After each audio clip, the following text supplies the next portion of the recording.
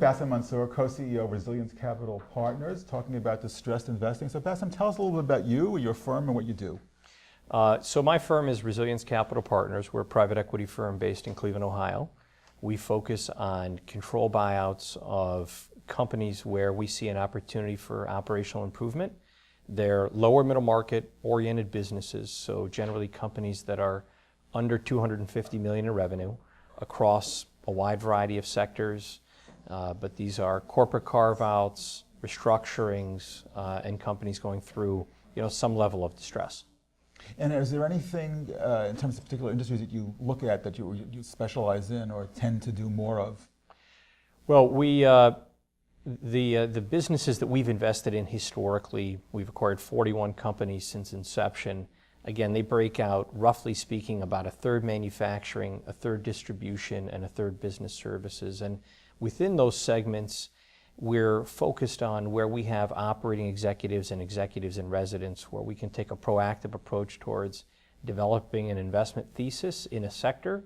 For example, within the distribution area today, uniform distribution and aerospace, part distribution, we're very focused on capital equipment, flow control, factory automation.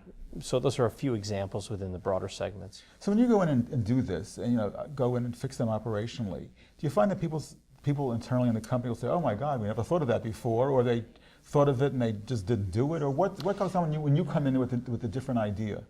It's in many cases it's not that they haven't thought of it, but they may not have had the resources available to execute on the plan. Management resources, access to capital.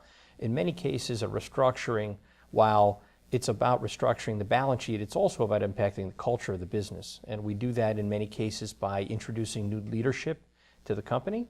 It could be a new CEO, it could be an executive chairman that we bring in, industry resources that will help reset the strategic direction for the business, and by providing access to capital. And sometimes simply that change of control situation is enough to kickstart things and at least get it set on the right path. And what about the culture within the companies? How does that change when you change the management?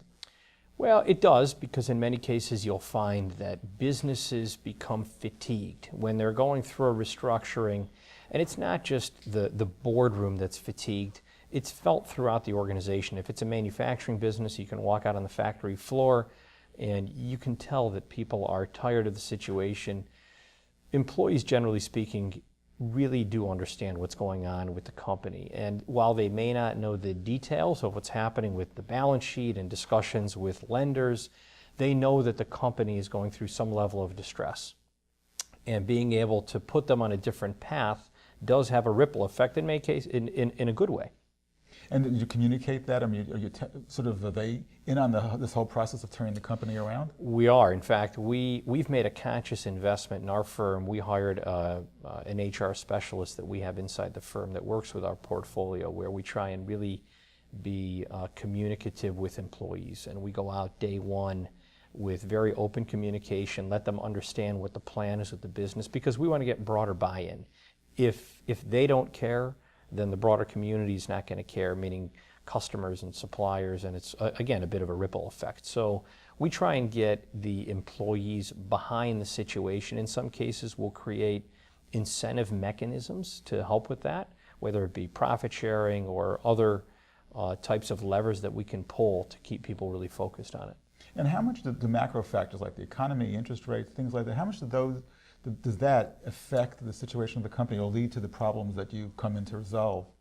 Or is it just the company itself, regardless of the agenda? Well, it's more, we found it's more the company itself, particularly in the lower middle market. These aren't, the businesses we're investing in, generally speaking, don't have public debt or high yield securities. As I like to say, stupidity isn't cyclical. People make mistakes in and out of economic cycles. Now, it's clearly easier to turn around a business in a positive economic environment where you can have a bit of rising tides. But the situation and the problems that companies run into, particularly lower middle market businesses, we found happen in and out of cycles. So 2015 and 2016, do you see stupidity continuing? Unfortunately, I don't think anybody's cornered the market on that. So I think that will continue. And Again, we see ebbs and flows clearly in deal flow, but we try and be proactive in looking for situations, looking for businesses that fit the criteria that match well with our fund and our identified investment thesis. Terrific. Bassem, thank you so much for being with us today. Sure, thank you. Thank you.